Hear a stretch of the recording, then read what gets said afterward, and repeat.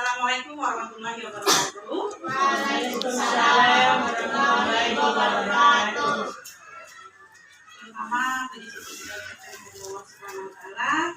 Pada siang hari ini, kita kumpul di ruangan kita ini dalam sosialisasi budaya positif di sekolah SD di Lapangan Baru. Dari salam, lalu kita sampaikan kepada Islam, yakni Nabi besar Muhammad SAW, yang mengucapkan Allahumma sholli ala sayyidina Muhammad wa ala ali sayyidina Muhammad. Baik, pada siang hari ini saya akan mencoba mensosialisasikan budaya positif yang hendaknya nanti kita terapkan di sekolah. Sebenarnya budaya positif itu sudah kita laksanakan. Misalnya anak itu datang tepat waktu, terus sudah mengajarkan membuang sampah pada tempatnya, itu disebut budaya positif. Nah, ini untuk lebih jelasnya, ini pengertian budaya positif. Di budaya positif di sekolah itu adalah suatu lingkungan belajar yang kondusif dan menyenangkan, di mana semua anggota komunitas sekolah, mulai dari siswa, guru, staf hingga orang tua, merasa dihargai, terlibat aktif, dan bertanggung jawab dalam menciptakan suasana yang mendukung proses pembelajaran. Jadi, dengan budaya positif ini, warga sekolah itu mereka merasa dilibatkan, mereka merasa juga terlibat dan merasa bertanggung jawab atas apa yang dilakukan di sekolah. Nah, ini nanti yang akan saya sampaikan konsep budaya positif itu, yang pertama disiplin positif dan nilai-nilai kebajikan universal, yang kedua 5 kebutuhan dasar manusia, yang ketiga adalah 5 posisi kontrol guru, yang keempat itu keyakinan kelas, dan yang kelima yaitu segitiga restitusi. Baik, kita akan coba satu persatu. Itu definisi disiplin positif.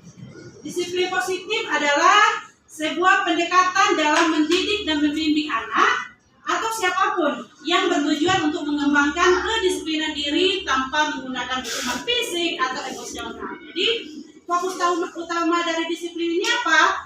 Fokus utama dari disiplin positif ini adalah membangun hubungan yang kuat, terus mengajarkan keterampilan sosial dan emosional, serta memberikan kesempatan bagi individu untuk belajar dari kesalahan mereka.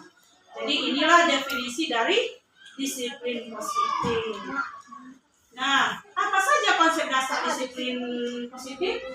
Ini bisa kita lihat bersama.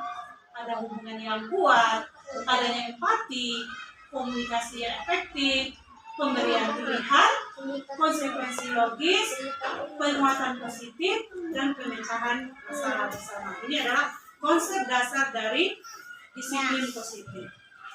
Jadi mengapa disiplin positif itu penting? Oke, sebelum saya menjabarkannya, menurut Bapak Ibu, mengapa disiplin positif itu penting? Bisa disampaikan pendapatnya, mengapa disiplin positif itu penting? Boleh Bapak Ibu? Bapak, mengapa disiplin positif itu penting? Supaya ada seperti yang dasar yang 5 tadi. Iya, jadi adanya penguatannya ya Pak ya di dalam pembelajaran nantinya ya. Jadi mengapa disiplin positif itu penting bisa kita lihat di sini. Yang pertama itu ini membangun karakter. Di sini artinya dengan menerapkan disiplin positif itu membantu anak-anak mengembangkan rasa percaya diri, tanggung jawab dan empatinya. Yang dimana yang tadi itulah konsep dasar tadi disiplin positif.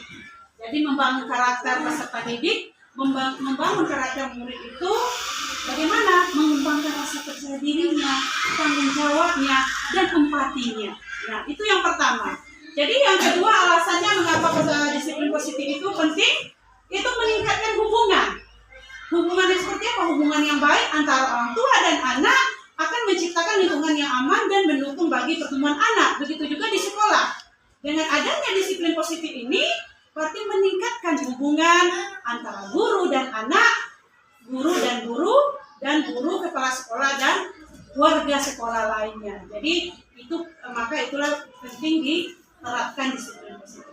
Nah, yang ketiga yaitu menghindari masalah perilaku jangka panjang, mencegah masalah yang lebih serius di kemudian harinya. Jadi dengan kita menerapkan disiplin positif, berarti kita sudah mencegah misalnya perbuatan-perbuatan yang negatif dari sejak dininya. Sudah membudayakan anak yang selalu bersikap sopan, yang santun pada gurunya, hormat pada gurunya, bagaimana mereka bersikap, itu kan kita ajarkan.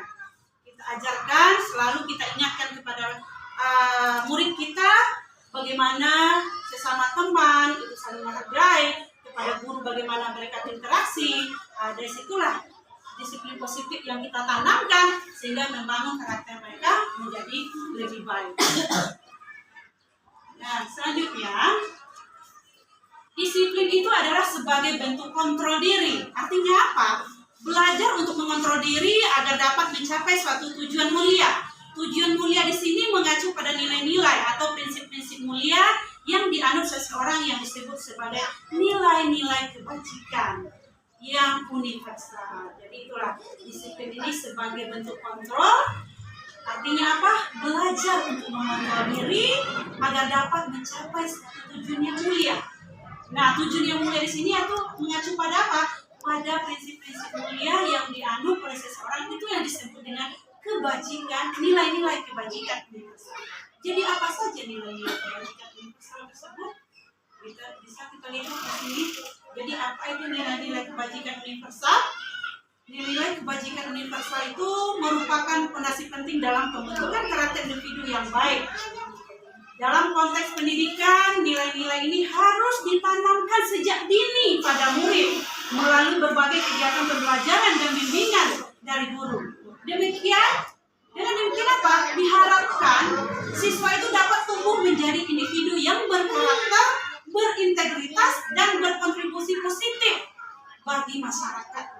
Jadi kita tanamkan nilai-nilai kebajikan sehingga membentuk karakter ya murid anak-anak kita nantinya. Jadi tadi sudah dua, yaitu yang pertama disiplin positif, yang kedua yaitu nilai-nilai kebajikan universal. Nah, yang selanjutnya adalah 5 kebutuhan dasar manusia. Bisa kita perhatikan 5 kebutuhan dasar manusia itu apa saja? Yang pertama, kebutuhan bertahan hidup.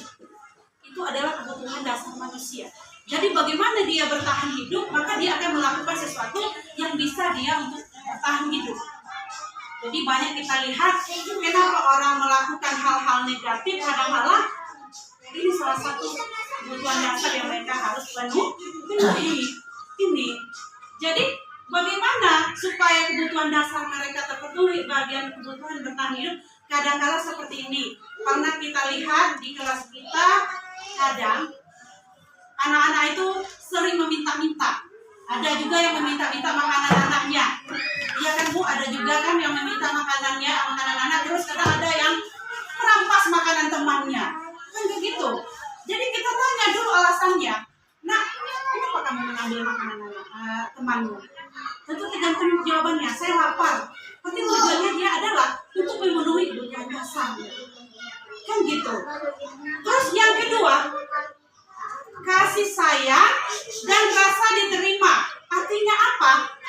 Misalnya nih, dia di kelas itu suka iseng lah, ganggu teman lah, kan gitu Bu. Ada yang beberapa orang yang mengganggu teman.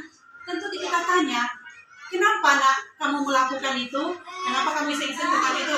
Saya ingin berteman, kan gitu apa? Atau dia nggak mau bawa saya teman Bu, nggak mau dia berapa?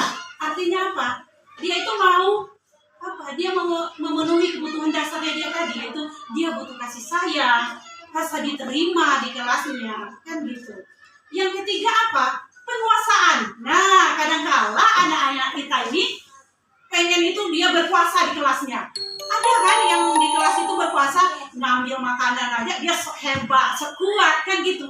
Berarti ini yang ketiga ini kebutuhan dasar yang dia pilih itu penguasaan tadi. Nah, yang keempat, kebebasan. Jadi mereka itu di dalam kelas itu misalnya kebebasan itu mereka itu pengen tidak mau diingatkan atau segala, dia mau bebas saja. mau belajar kan dia tidak, mau apa segala. Jadi inilah kebutuhan dasar manusia tadi, ada kebebasan.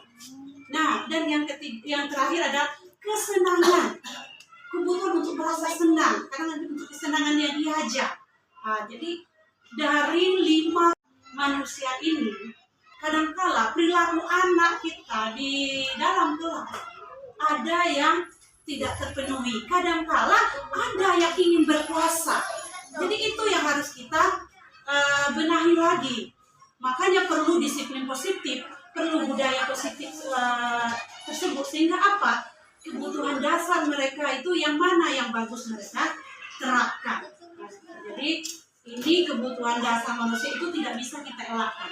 Adanya kebutuhan bertahan hidup, kita butuh kasih sayang, juga kita butuh pengakuan atas kemampuan. Itu artinya kita kadang rasa bangga atau rasa kuat itu ada pada diri manusia. Kadang kebebasan itu pada diri manusia ya, dasar dari kebutuhan dasar manusia itu. Dan juga kesenangan itu tidak bisa kita pungkiri, ada pada manusia tersebut. Jadi itulah yang harus kita luruskan. Misalnya anak kita sudah mulai dia pengen jadi penguasa, atau kita luruskan lagi bagaimana dia seharusnya bertindak. Itu tentang 5 kebutuhan dasar manusia. Ya, selanjutnya 5 posisi kontrol restitusi. Nah, ini artinya apa? Ada 5 posisi kontrol guru, di mana ini yang kita lakukan kadang sehari-hari kita. Kadang-kala kita jadi penghukum. Yang kedua, kita kadang membuat merasa bersalah. Yang ketiga, kita bisa menjadi teman bagi murid kita. Yang keempat, bisa kita jadi pemantau bagi murid kita. Dan yang kelima adalah bisa kita menjadi manajer bagi murid kita. Dari kelima posisi kontrol ini, itu ada 2 yang negatif. Menurut Bapak Ibu yang mana yang negatif? Iya, penghukum 1. Yang kedua, iya, pembuat merasa bersalah. Ini adalah posisi kontrol yang negatif. Jadi yang pemantau manajer itu adalah posisi yang positif. Tapi ada yang lebih baik yang harus kita miliki, posisi kontrol kita sebagai guru. Apa itu? Manajer. Itu yang paling tepat. Baik, kita lihat seperti apa sih penghukum itu. Kita lihat di sini. Di sini nanti penghukum ini contohnya seperti ini. Kalau misalnya murid tidak membuat PR, kita hukum. Silakan kamu keluar membuat PR.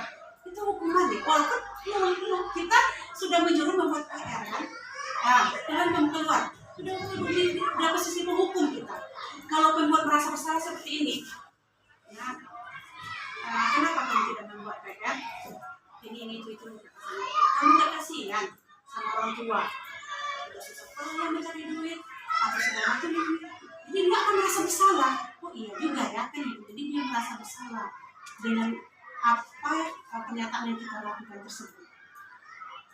Nah, kalau yang posisi teman, ini banyak juga yang kita lakukan karena anak itu enjoy bersama kita sehingga mereka ya senang merangkul kita. Ibu atau bapak, ayah, selalu itu yang mereka lakukan.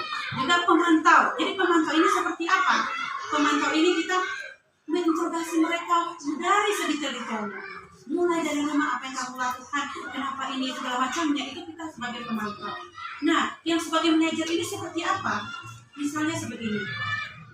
Ini nih, murid yang tidak membuat PR ya.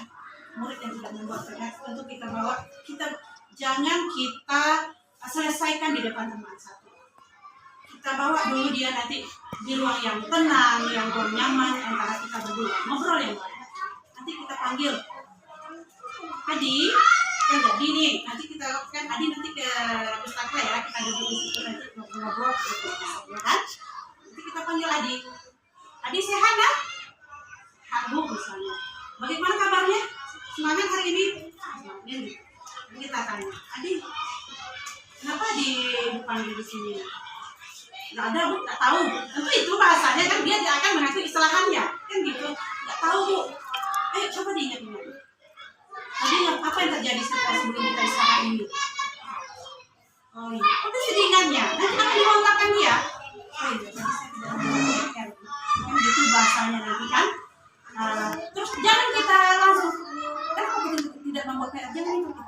Jadi kita berikan dia motivasi seperti apa? Sayang atau enggak atau adik, sebagai manusia tidak ada yang sempurna ya, kan gitu kita berikan. Sebagai manusia tidak ada yang sempurna, jadi membuat kesalahan itu wajar. Tapi kita harus takutkan dia. Tetapi kembali ke kesalahan kamu tadi. Yang rugi siapa? Itu kan kita balikkan dia kan dulu kan. Nah, kita sudah membuat budaya positif di sekolah kita, yaitu apa?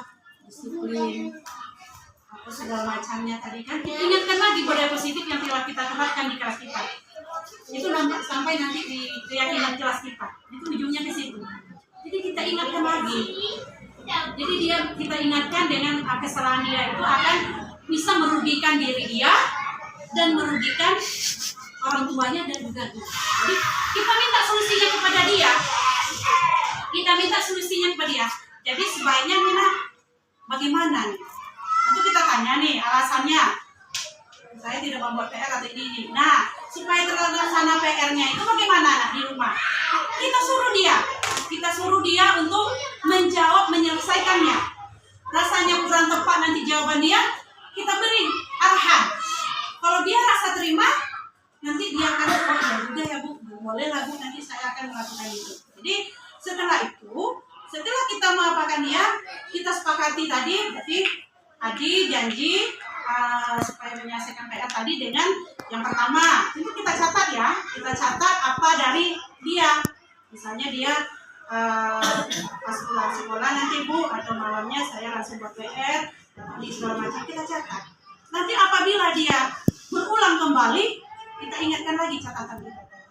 Jadi itulah, ini kemarin nih, Adi nih yang buat kan, kata Adi, ini nih alasan tidak membuat PR-nya sekali mau PR, ini alasan apa Adi kan, penyelesaiannya. Sekarang kenapa?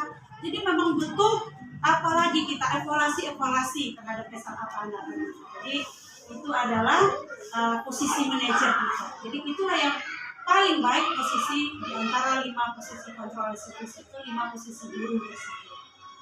Oke. Nah, selanjutnya nih berbicara masalah keyakinan kelas. Nih, sebelum berlanjut keyakinan kelas, kenapa ada sekarang keyakinan? Kenapa? Apa butuhnya keyakinan kelas ini? Kan gitu. Tujuannya apa? Keyakinan kelas ini di pengertiannya adalah seperangkat nilai, prinsip dan harapan yang disepakati bersama oleh seluruh anggota kelas, baik guru maupun murid, yang menjadi fondasi penting dalam menciptakan lingkungan belajar yang efektif. Jadi itu kenapa dibutuhkan keyakinan kelas itu. Jadi bisa dijadikan adalah fondasi penting dalam menciptakan lingkungan belajar yang efektif. Itu adalah keyakinan kelas tersebut. Jadi, mengapa keyakinan kelas itu penting? Bisa kita lihat bersama. Yang pertama, membangun budaya kelas yang positif. Artinya, keyakinan kelas membantu menciptakan suasana kelas yang positif, saling menghormati dan inklusif. Yang kedua, itu menjadi pedoman bersama. Jadi artinya apa?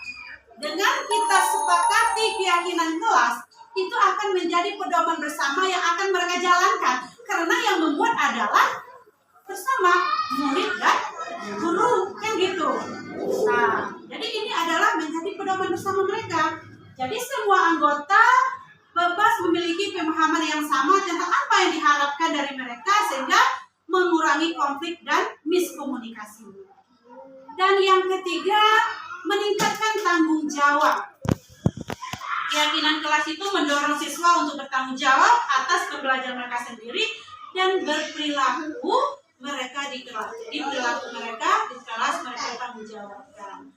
Jadi bagaimana cara membuat keyakinan kelas? Ini caranya bisa kita perhatikan. Ini yang pertama, kita libatkan semua anggota kelas. Kita menggunakan bahasa yang sederhana dan mudah dipahami. Buatlah keyakinan kelas yang spesifik dan terukur. Terus display keyakinan kelas ini artinya adalah kita mencocokkan keyakinan kelas itu dengan anak murid itu bagaimana. Terus dan yang terakhir evaluasi dan perbarui diperbarui secara berkala. Artinya apa? Kita membuat keyakinan kelas nih. Keyakinan kelas itu seperti apa? Budaya positif. Nah, budaya positif itu seperti apa tadi? Dalam tepat waktu, kan gitu, membuang sampah pada tempatnya, tertib di dalam kelas, nah, itu penting. Iya kan Bu? Tertib di dalam kelas. Setelah kita buat keyakinan kelas itu, setelah kita sepakati, nanti kita tempel di kelas. Seandainya mereka sudah mulai tidak menjalankan kesepakatan kelas atau keyakinan kelas ini, kita lihat, kita tunjukkan kepada mereka. Nah, kemarin keyakinan kelas kita, ayo. Jadi sebelum kita mulai pembelajaran itu, setiap hari kita konsisten mengingatkan keyakinan kelas ini supaya apa? Supaya mereka ingat nantinya. Oh, tadi keyakinan kelas kami ada tertib dalam kelas, saya tertib nih. Nah, nanti pas dia jajan, keyakinan kelas saya memasak raya, membawa sampah pada tempatnya. Terus keyakinannya datang tepat waktu, saya datang nih di rumah nanti datang tepat waktu. Nah, apalagi ya rasanya. Jadi kita tanya kepada mereka, apa budaya positif yang bisa kita lakukan untuk menjadi keyakinan kelas kita? Nanti tanya kepada mereka. Tidak perlu banyak dulu. 5 keyakinan kelas sudah dulu. Seandainya sudah terjalankan 5 ini, kita evaluasi ya. Makanya ada evaluasi. Dalam sebulan misalnya rasanya sudah terjalankan oleh warga kelas kita, bisa kita apalagi perbarui lagi. Nah, apa rasanya yang perlu ditingkatkan lagi nantinya? Budaya positif apa lagi? Jadi itulah gunanya keyakinan kelas. Jadi sangat efisien dan efektif kalau kita membuat keyakinan kelas kita untuk membuat pembelajaran lebih efektif dan membuat mereka bertanggung jawab. Karena yang membuat adalah mereka sendiri. Kita sebagai guru hanya membimbing mereka. Jadi memfasilitasi aja kepada mereka. Nah, ayo kita buat kesepakatan kelas kita yang akan menjadi keyakinan kelas kita nanti. Itu apa Bu keyakinan kelas? Untuk pertama bertanya dulu karena belum ada. Jadi keyakinan kelas ini adalah budaya-budaya positif yang hendak kita jalankan di kelas kita supaya kelas kita ini tertib atau efektif dalam belajar dan kalian bertanggung jawab dengan keyakinan kelas tersebut. Mengajarkan kalian bertanggung jawab. Oh gitu ya Bu misalnya. Jadi akan jadi coba kalian kan budaya positif itu seperti apa biasanya dalam sehari-hari. Tentu dia apa? Bukan apa kan nanti. Jadi itulah cara membuat keyakinan kelas itu. Tidak perlu banyak dulu, 5 atau 6. Setelah rasanya mereka sudah betul-betul menjalankan, maka kita perbarui lagi secara berkala. Nah, selanjutnya nih contoh keyakinan kelas. Ini adalah saya buat. Kami akan saling menghormati pendapat satu sama lain, atau kami akan aktif dalam pembelajaran. Kami akan bertanggung jawab atas tugas yang diberikan. Kami akan menjaga kebersihan kelas. Kami akan saling membantu ketika ada yang kesulitan. Ini adalah contoh keyakinan kelas. Boleh yang lain kita sesuaikan dengan kesepakatan kita di kelas kita tersebut. Nah, selanjutnya itu yang terakhir dalam segitiga restitusi. Artinya apa? Segitiga restitusi itu bisa membangun disiplin positif. Jadi apa itu segitiga restitusi? Nih, segitiga restitusi itu adalah sebuah konsep dalam disiplin positif yang bertujuan untuk membantu individu, terutama anak-anak, memahami konsekuensi dari tindakan mereka dan memberikan mereka kesempatan untuk memperbaiki kesalahan yang telah dilakukannya. Jadi konsep ini menekankan pada pemulihan hubungan dan perbaikan situasi, bukan hanya pada hukuman.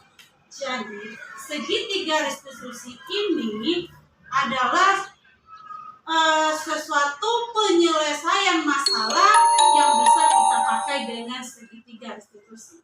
Karena di dalam kelas pasti kita menemukan berbagai permasalahan pada murid kita. Sehingga dengan kita menggunakan segitiga restitusi ini, insya Allah nanti anak akan terarah dan mau memperbaiki atas kesalahan mereka. Jadi apa saja segitiga restitusi itu?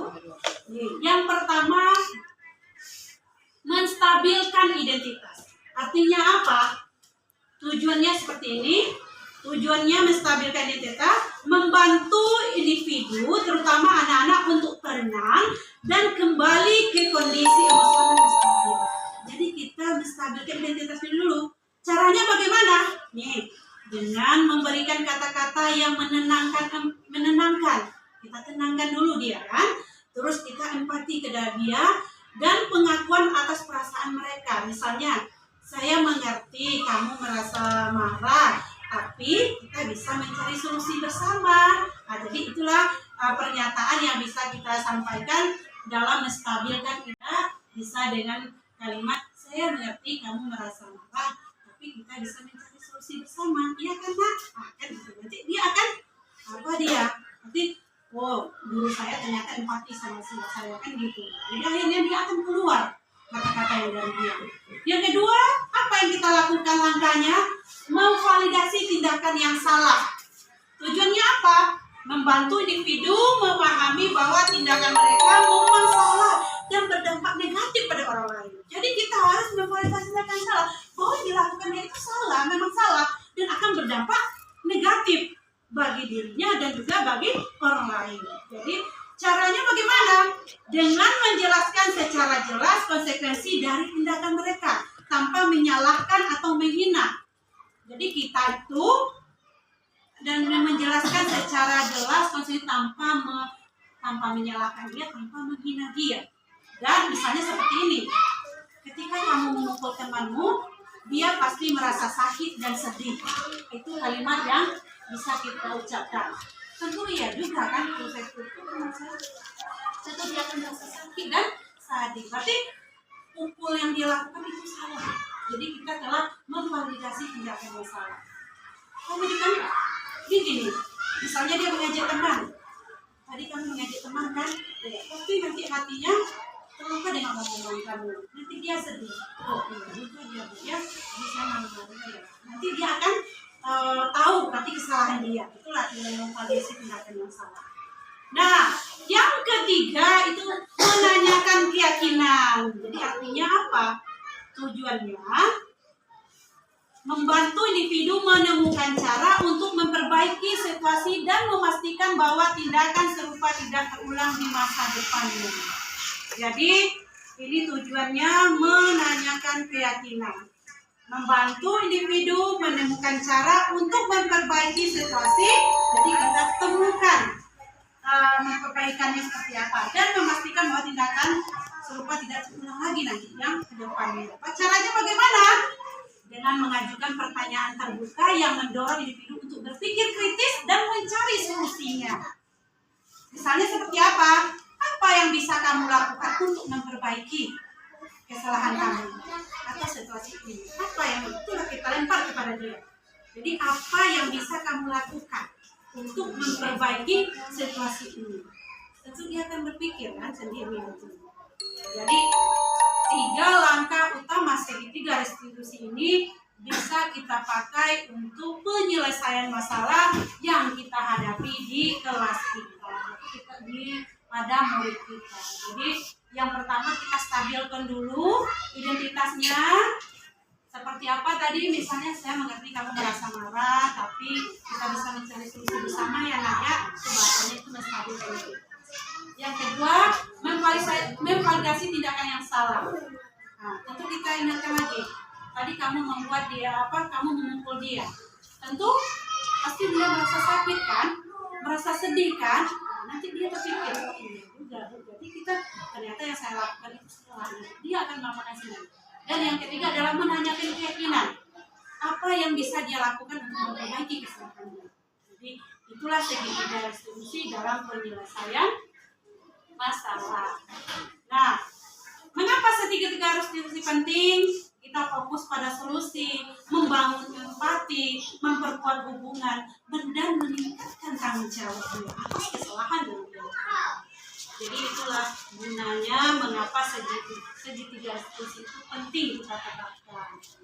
Jadi terakhir kesimpulan, segitiga restitusi adalah pendekatan yang efektif untuk mendidik anak-anak tentang konsekuensi dari tindakan mereka dan mendorong mereka untuk bertanggung jawab atas perilaku mereka. Dengan menerapkan konsep ini, kita dapat membantu anak-anak tumbuh menjadi individu yang lebih baik dan memiliki hubungan yang lebih positif dengan orang lain. Ini kesimpulannya. Sebelum saya tutup, kalau ada yang ditanyakan, boleh kita berdiskusi sedikit atau 5 menit gitu. Apa dari sosialisasi budaya sipil. Ada yang ditanyakan? Oke, ada Ibu. Terima kasih. Saya akan menanyakan ya Bu ya, yang saya hadapi di kelas selama ini ya. Mungkin memang karakter anak ini ya mungkin lebih kurang ya. Jadi saya menghadapi dia anak-anak sekarang ini mungkin sulit. Jadi kalau kita memanggil dia, mungkin agak kasar sedikit ya Bu ya. Nanti dia bisa saja membesar-besarkan omongan guru ini ke orang tuanya. Jadi guru ini serba salah saat ini ya Bu ya.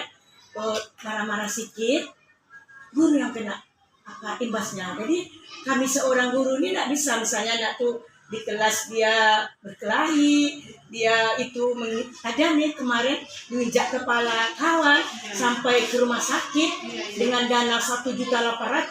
Jadi kami seorang guru ini bagaimana memanggil orang tua, bagaimana menasihati anak tuh saat ini, tidak bisa. Kalau kena sedikit, kita guru ini dah diitukan Bu. Bagaimana solusinya Bu? Kalau ada di kelas anak ini bermasalah, gimana solusinya Bu? Itu yang saya tanyakan ke Ibu. Baik, terima kasih. Yang dihadapi ya, memang berapa.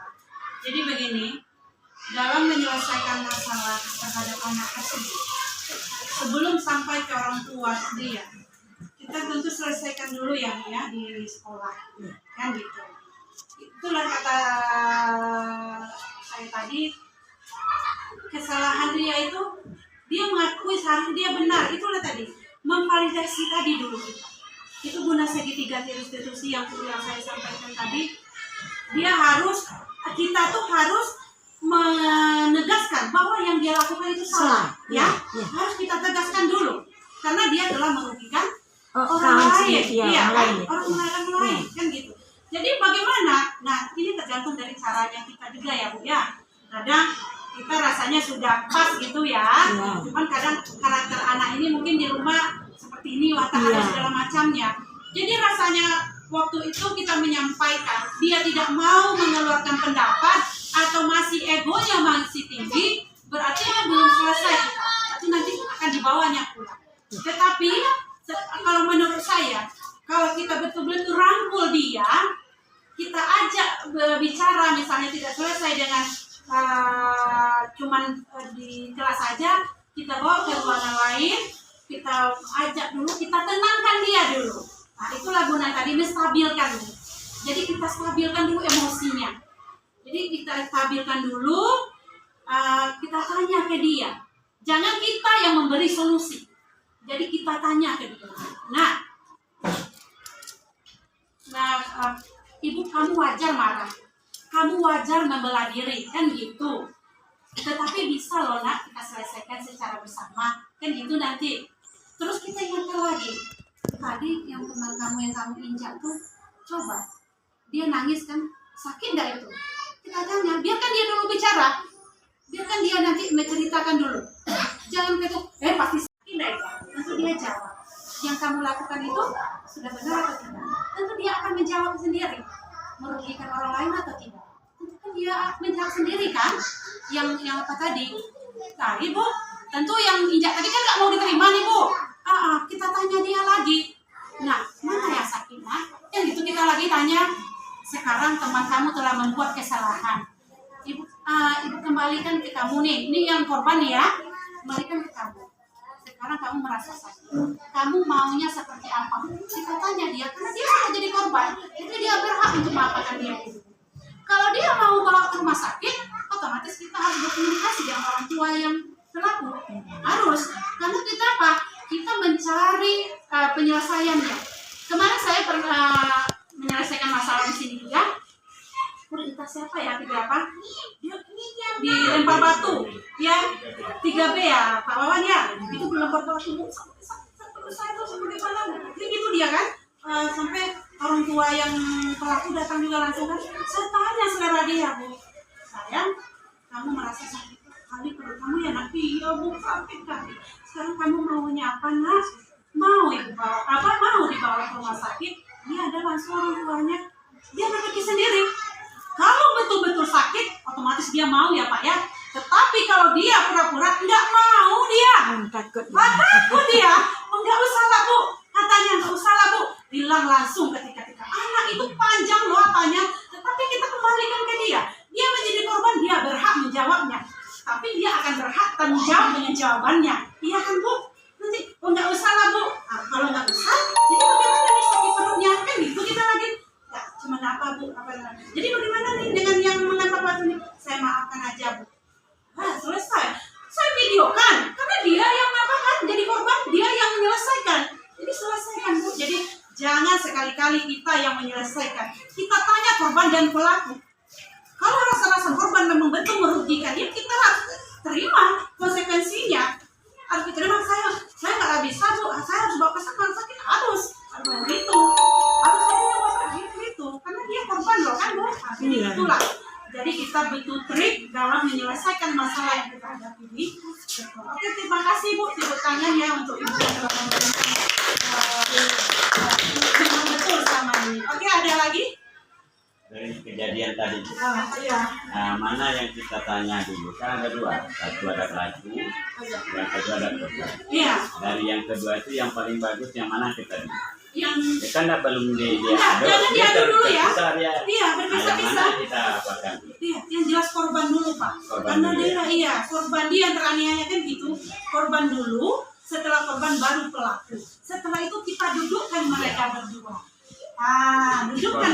Dikonfrontasi ya. Iya, betul sekali. Karena orang tua yang pelakunya itu Bu, Iya. dia yang komen gitu akan bawa Bu gini. Dia sedang yang korbannya setuju kalau Bu. Itulah kan. Jadi gitu. Jadi kita duduk tanya Pak, tanya satu-satu dulu. Setelah itu kita dudukkan, kita samakan. Jadi korban kita tanggung dulu. Kalau sudah dibawa ke rumah sakit, kita harus sama-sama datang. Jangan lepaskan dia aja. Kita lihat hasilnya. Kalau kita biarkan, kalau nggak manusia ya sudah banyak cara untuk menyelamatkan. Itulah. Oke? Terima kasih Bu. Ya, ada lagi tanyakan? Oke, terima kasih atas waktunya. Lebih dan kurang saya mohon maaf. Wabillahi taufiq hidayah. Assalamualaikum warahmatullahi wabarakatuh. Waalaikumsalam warahmatullahi wabarakatuh. Saya wawancara ya. Boleh? Assalamualaikum warahmatullahi wabarakatuh. Semangat Bu Aisyah. Dari apa yang Bu Aisyah sampaikan tadi, saya pada siang menjelang sore ini sudah dapat ilmu yang sangat banyak. Rasanya setelah Bu Aisyah menyampaikan tadi, rasanya saya banyak kekurangan dalam mengajar. Selama ini mungkin yang tadi ada manajer, chef itu sudah manajer, ada 5 tadi yang terakhir menghukum. Mungkin level yang terakhir yang banyak kami laksanakan. Tapi alhamdulillah, insya Allah kita laksanakan bersama-sama.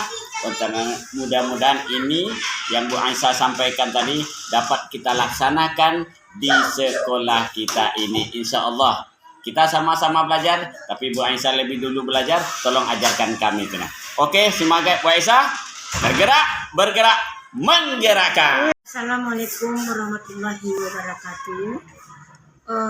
Dari tadi pas Ibu Esa menerangkan tentang budaya positif di kelas atau di sekolah, saya memperhatikan dari tadi dia menerangkan sangat menyenangkan karena menerangkan itu secara rinci, secara detail.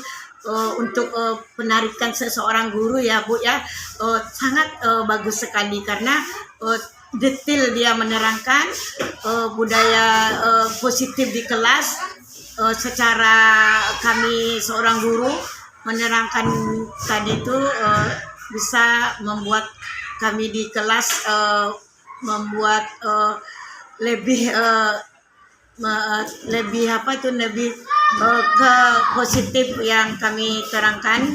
Contohnya misalnya seseorang anak yang mulanya berkelakuan kurang berkarakter. Jadi setelah saya mendengarkan itu Bu Aisyah tadi, jadi saya bisa menerapkan di dalam kelas yang bagaimana positif yang akan saya kerjakan di kelas nanti terhadap anak, supaya anak di kelas bisa belajar dengan nyaman, dengan baik. Jadi yang dapat saya ambil tadi di ceramahnya Bu Esa itu banyak sekali. Jadi saya sangat senang mendengarkan apa pencerahan Bu Esa tadi.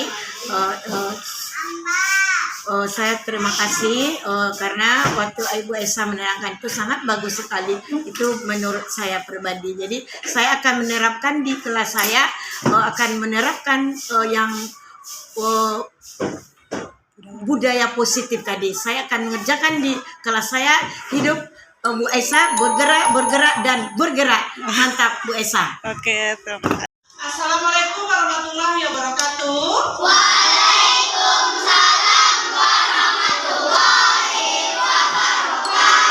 Selamat siang anak-anak bunda semuanya. Nah, pada siang hari ini sebelum kita melanjutkan proses belajar mengajar, sebaiknya kita buat dulu kesepakatan kelas kita atau keyakinan kelas kita. Nah, dari mana? Dari budaya positif yang biasa kita lakukan di mana? Di sekolah. Bukan hanya di sekolah. Hendaknya nanti budaya positif yang telah kalian tuliskan akan menjadi penerapan kalian dalam sehari-hari, baik di sekolah, di rumah maupun masyarakat. Nah, Bunda akan membagikan nih kertas ini. Nanti kalian tulis di sini apa budaya positif yang bisa kita lakukan, ya, supaya kalian makin bertanggung jawab dan tertib di dalam kelas dan tertib di saat melaksanakan proses pembelajaran. Nanti kalau sudah selesai, nanti kembali sini ya. Pak minum nak, Pak minum. Lihat dulu, minum dulu saya.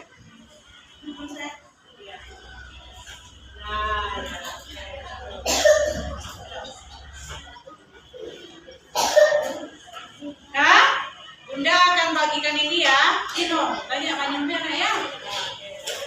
Oke, batuk itu banyak minum air putih. Tambah lagi saya. Tambah lagi minumnya. Ayo.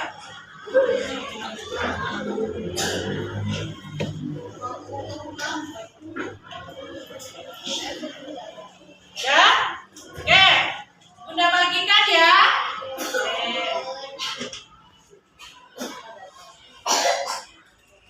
Nanti tahu cara nempelnya? Nah, jadi yang di sininya adalah yang lainnya. Di mana kalian tulis? Oke? Dituliskan budaya positif yang kita lakukan sebaiknya di sekolah. Apa saja budaya positif atau contoh budaya positif yang sama bisa kita terapkan di sekolah, terutama di kelas kita, yang nantinya budaya positif itu akan menjadi keyakinan kelas kita. Kita sepakati dulu nanti.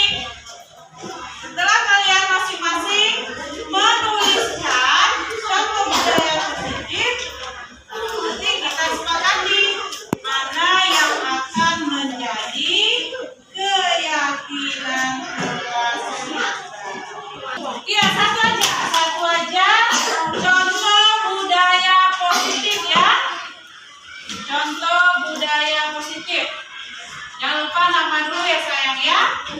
Nama, apa contoh budaya positif yang bisa kita lakukan, yang nantinya kita sepakati yang akan menjadi keyakinan kelas kita.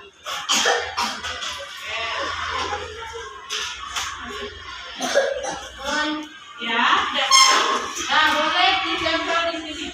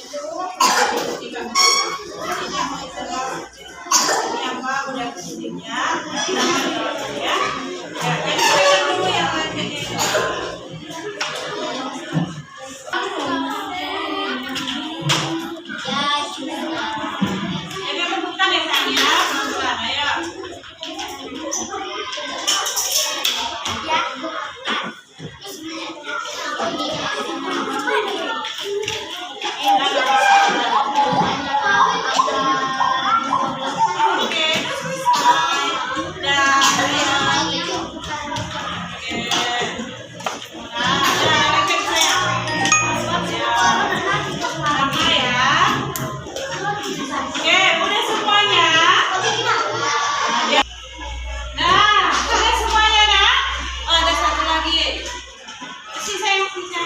Biar dia seragam. Gitu. Oke, terima kasih. Nah, sekarang kita mau membaca budaya positif yang kalian telah buat. Nanti coba yang suaranya lantang dan lancar membaca, coba tunjuk tangan. Ayo, ayo. Oke, ada berapa? Rizky dulu, boleh. Rizky boleh baca. Yang mana yang mau kamu baca? Ya, ini dulu. Boleh yang dari sini atau boleh yang dari bawah. Membuang sampah pada tempatnya. Oke, membuang sampah pada tempatnya. Satu. Ya, pakai itu budaya positif. Ada bunda, membuang sampah pada tempatnya. Apakah itu contoh budaya positif? Ya. Lanjut. Tiga ya, tiga dibaca. Apa lagi? Jujur. Jujur. Oke, bagus. Apa lagi? Datang tepat waktu. Oke, boleh. Tepuk tangan. Sudah membaca. Luar biasa ya, ada bunda. Lanjut. Azapira. Oh ya, boleh. Mandi. Lagi. Di atas sayang. Di tidak yang. Betul. Oke, boleh. Azapira mana yang baca? Ya, boleh. Tertib di dalam kelas. Oke, tertib di dalam kelas. Membuang sampah pada tempatnya. Iya, membuang sampah pada tempatnya. Ya, Memakai baju seragam. memakai baju seragam. Oke, nah, tepuk tangan untuk Zafira. Laki-laki lagi, Beto, silakan. Nanti mana yang sama budaya positifnya kita satukan menjadi kesepakatan kelas kita. Ya, jadi berapa macam yang kita temukan budaya positif yang menjadi kesepakatan kelas kita. Ayo baca saya. Jujur dan sopan, iya. Tidak membuang sampah pada sembarangan. Iya, tidak membuang sampah sembarangan. Iya, luar biasa. Lanjut, apa lagi? Nurul. Tadi ya, ada yang sama ya. Atau tepat waktu, ya. Memakai seragam sekolah. Pakai seragam sekolah, oke. Membuang sampah pada tempatnya. Membuang sampah pada tempatnya. Oke, baik. Nah, sekarang tadi setelah dibacakan oleh teman kalian, ada beberapa yang sama ya. Nah, ini adalah budaya positif yang hendaknya kita lakukan di dalam kehidupan sehari-hari. Nah, sekarang budaya positif ini kita sepakati menjadi keyakinan kita, keyakinan kelas kita. Bagaimana sepakat? Sepakat budaya positif ini kita jadikan keyakinan kelas kita? Baik. Bunda pilih ya. Ini dulu. Datang tepat waktu. Sepakat? Udah tempel di sini. Ini satu baru. Nah, setelah itu membuang sampah pada tempatnya. Sepakat? Oke, sepakat membuang sampah pada tempatnya. Nah, ini membuang sampah pada tempatnya. Berarti satu aja ya. Berarti sudah tadi kan? Oke. Ini datang tepat waktu. Sudah tadi kan? Oke. Datang tepat waktu, masuk tepat waktu. Ini sama. Berarti sudah ya? Oke, nih. Tidak membuang sampah sembarangan. Berarti sama enggak? Tidak membuang sampah sembarangan atau membuang sampah pada tempatnya. Nah, yang ini satu ya udah. Kita pilih yang mana? Buang sampah pada tempatnya atau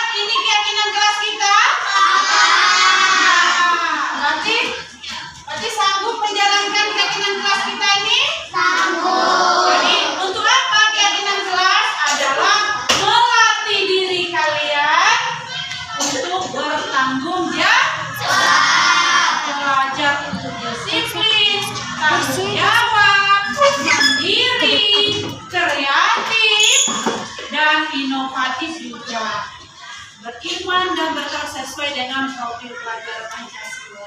Jadi dengan kita membudayakan budaya positif, maka akan terjalankanlah keyakinan kelas kita yang telah kita buat. Jadi keyakinan kelas kita yang kita buat jangan sekedar hanya ditempel di sini. Nanti setelah ini kita apakan?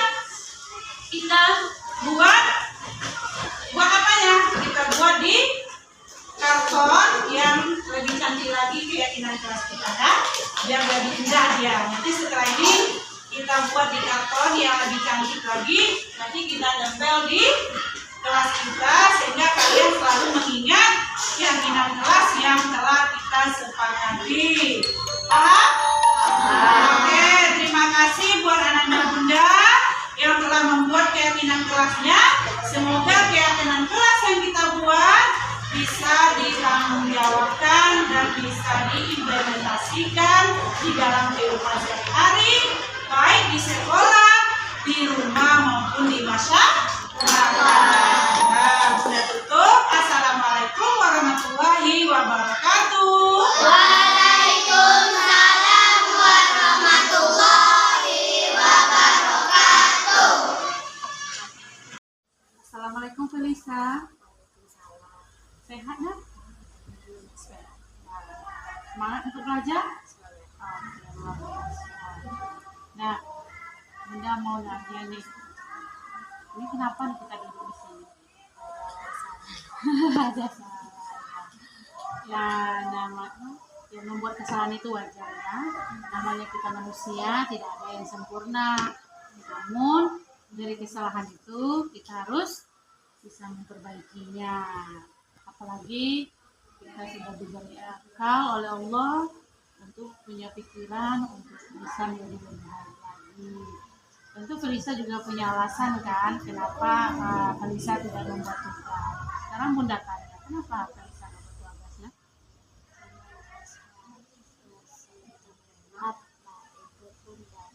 Sering ikut Bunda dalam berkegiatan Bunda. Iya. Oh, berarti kegiatan Mama ya. Mama itu jadi setiap sore Felisa pulang dari sekolah ikut Mama terus. Iya. Tapi kalau pengajian Mama jam 9:30 sampai jam 12. Jam 12 angkat. Habis itu kadang nanti pulang, kalau nggak pulang entah nanti pergi lagi. Jadi kelupaan buat PR-nya karena sering keluar gitu bersama Mama. Nah sekarang Bunda tanya, yang belajar siapa sayang? Felisa. Yang ingat PR siapa sayang?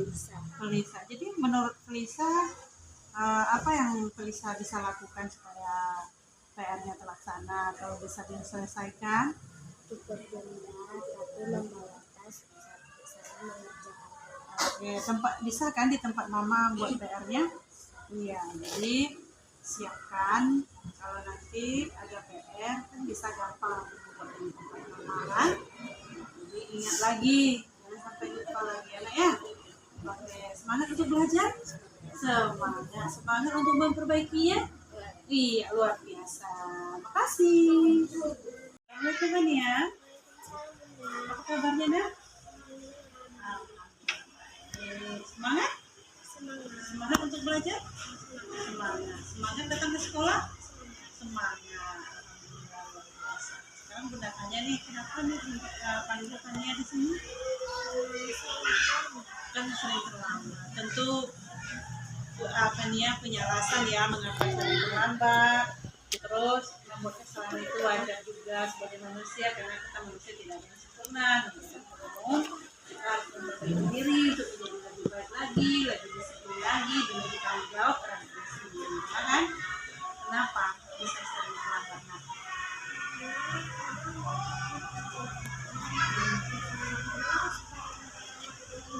Kalau itu sekitar berapa menit? 20 menit setelah di rumah di sekolah. Jadi kalau menurut Fania solusinya yang terbaik itu apa supaya tidak sering terlambat? Di awal. Terus setelah gimana? Iya, alarm ya, biar jadi siap-siapnya lebih cepat lagi ya, biar tidak sering terlambat ya. Karena dengan hitungan menit aja kita terlambat di kelas, apalagi sudah 10 menit, 15 menit, nah kan ada ketinggalan pembelajarannya kan. Nah, jadi untuk yang rugi, Fania juga kan. Jadi untuk kedepannya, datanglah lebih awal dan siap-siap lebih awal. Jangan lupa tadi ya. Oke, semangat ya nak. Semangat datang tepat waktu. Iya, Bunda tanya. Keyakinan kelas kita ada enggak datang tepat waktu? Ada. Jadi kalau Fania telat, berarti sudah melanggar keyakinan kelas kan? Nah, jadi supaya keyakinan kelas kita terjalankan, tanggal lebih, siap lebih. Oke, terima kasih Fania. Setelah dapat pencerahan dari Bunda Aisyah, Felisa belajar dan bahagia. Belajar sama Bunda Aisyah senang. Setelah pencerahan dari nasihat Bunda kemarin, Fania jadi lebih ingat dengan waktu dan tidak terlambat lagi pergi ke sekolah dan tidak tertinggal mata pelajaran lainnya. Dan Fania merasa bahagia belajar dengan Bunda Aisyah.